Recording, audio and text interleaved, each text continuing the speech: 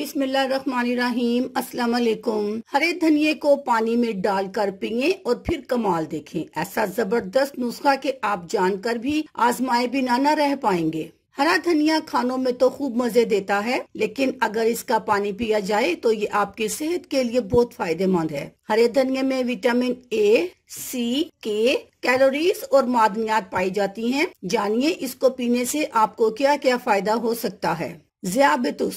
धनिये के पानी में ऐसे मरकबात पाए जाते हैं जो जब खून में शामिल होकर इंसुलिन में इजाफा और शुगर की सतह को कम करने में मुफीद साबित होते हैं। कोलेस्ट्रोल। जिस्म में कोलेस्ट्रोल की सतह बढ़ने से परेशान हैं तो धनिये का पानी कोलेस्ट्रोल की सतह को बढ़ने से रोकने में मदद देता है। धनिया ब्लड प्रेशर को भी कंट्रोल करता है। निज़ामे इंहजाम। धनिया मुख्तलिफ न्यूट्रिएंट्स से भरपूर होता है और इसका पानी मैदे को तकवीयत पहुंचाकर निज़ामे इंहजाम की कारकर्दगी को बेहतर बनाता है। सोजिश।